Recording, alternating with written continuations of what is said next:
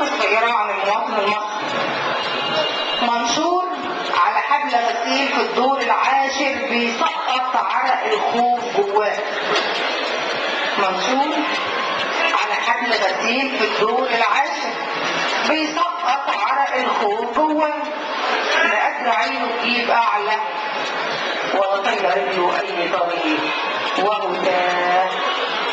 أما رفع فريلته البيضة فصرخت شهقت روح سكناه. لما المشبك فلفص منه وزرع بطل على الكوم لقيناه اتفركتت أحلامه لما استشهد ظله ولا حدش حس في يوم وجوده يا ولده.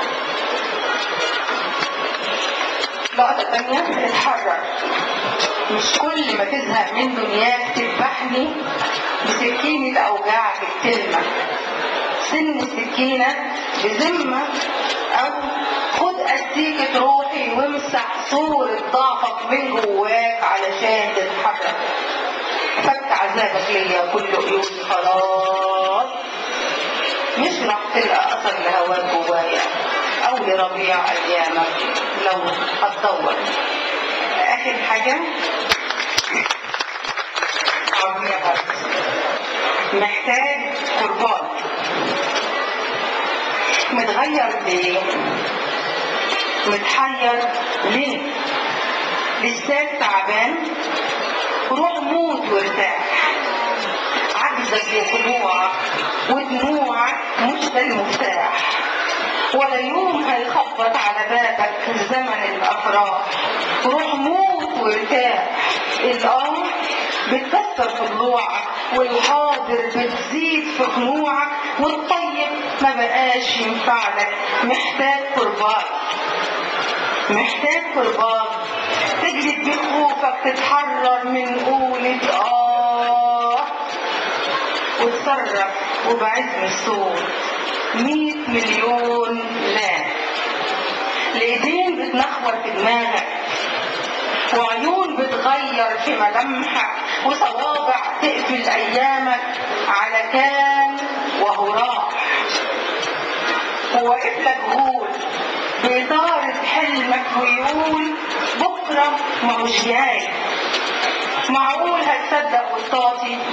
ازاي الفجر ما هوش آتي والشمس تروح ولا تطلعش والبحر اللي بيعشق شطه يجافيه الموج ولا يرجعش؟ وازاي الليل يفضل على طول؟ بقى ده معقول؟ من غيرك راح يخطف بكره من عين الامن ويخلي امبارح حدوته يحكيها زمانك وزماني ويشد جذور الايام. يمسك احلام قبل التحقيق مش بس كلام. لسه تعبان؟ لو حاسس ان كلامي تقيل قوم خف ونام.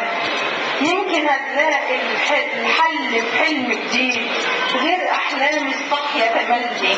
وابقى احكيلي يمكن افوت على جارك يوم واشرب وياك من قلة بكرة اللي فاتح لك بابه. اوعى تسلم او تستسلم.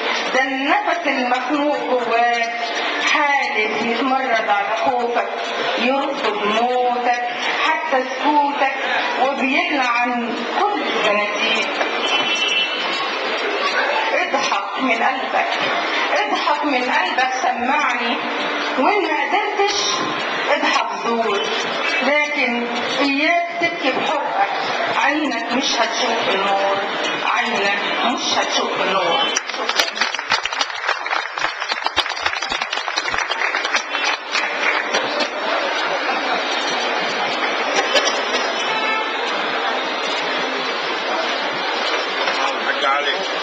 شكرا للشاعرة الكبيرة نجوى سالم. هو أحد متبني قضية متحدي الإعاقة بالغربية. وأنا الكلمة الآن للأستاذ طارق المنشاوي. بسم الله الرحمن الرحيم. أنا أولا ما بعرفش أتكلم بس أكتب لأن كنت كاتب صحافة. قضية المعوقين يا جماعة قضية من زمان قوي، يعني من الثمانينات أنا متبنيها.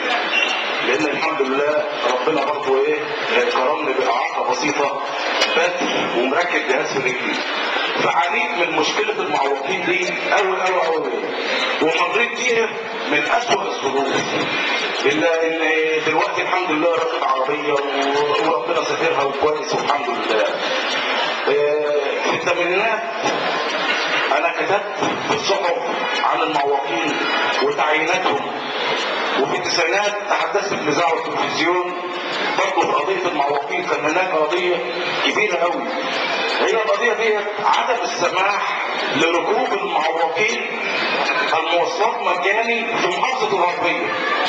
يعني كان المعوق بيركب اسكندريه سمحاله مجاني، القاهره سمحاله مجاني في جميع المواصلات. يجي هنا بقى في محافظه الغربيه يتقبض عليه، الكمساري ياخده على اسم الشرطه، يقول له يا عم ده انا معايا بطاقه هي بتثبت حالتي يعني حاله الاعاقه، يقول له لا ما عنديش كلام اوامر السماح للمعوقين بتكون مجاني.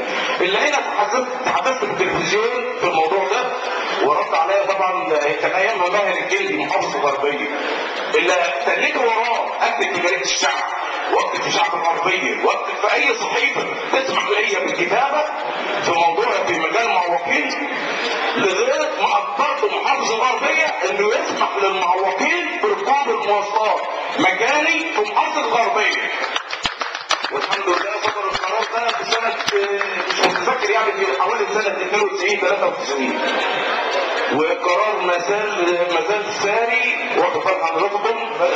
لكن دلوقتي في قضيه ثانيه خطيره، وطبعا في مؤتمر من ضمن المؤتمرات كنت بحضرها اللي هو المؤتمر العام، المؤتمر اليوم العالمي لمتحدي الاعاقه. الاول انا برحب بالناس الاول موجودين وسياده اللواء محمد مداح، لان المشكله الخطيره دلوقتي اللي الحكومه عملتها في نهايه الدوره الموجوده حاليا وقف التعيينات. التعيينات دلوقتي بقى سوبر جيت بالعقد للاسوياء، ما بالكم المعوقين اللي ما بيتعينوش. المحله ومركز المحله فيها عدد يزيد عن 35,000 معوق، اللي في انتظار التعيين بقى 17,000 معوق، والكلام ده انا بقوله على مسؤوليتي. 17,000 معوق في انتظار التعيين. اذا كان ما فيش تعيين للاسوياء يبقى هيعينوا المعوقين ازاي؟ ده حتى القوات المسلحه، وانا قصدت قوات مسلحه، انا كنت الاسبوع اللي فات في القاهره فرع القوى العامله في تنظيم الاداره القوات المسلحه فرع التعيينات، بيقول لي مفيش تعيينات. بقول له يا عم في ناس كتير في انتظار تعيينات، المصابين قوات مسلحه يا دوب معاشاتهم مكفينهم بالقوه، يعني المفروض يجمع بين المعاش والوظيفه. يقول لك لا الحكومه وقفت التعيينات. ازاي؟ القطاع الخاص اللي اول ما بيمضيه على قرار تعيين بيمضيه على قرار استقاله عشان لما يحب يمشيه في اي وقت يمشيه. مؤتمر من المؤتمرات كنت انا حضرت في القاهره مؤتمر من ضمن المؤتمرات دي، تشوفوا الناس اللي موجوده وكلاء وزاره القوى الشؤون الاجتماعيه في الكويت والسعوديه، تسمعوا الكلام تتحصروا على اللي موجودين هنا في مصر. هنا بيقولوا ايه بقى؟ وكيل وزاره الشؤون الاجتماعيه مثلا في السعوديه يقول لك احنا المعوق بنديله مراتب 3000 جنيه في الشهر، واذا احتاج اعانه بنديله معرفش ايه، واذا احتاج مشروع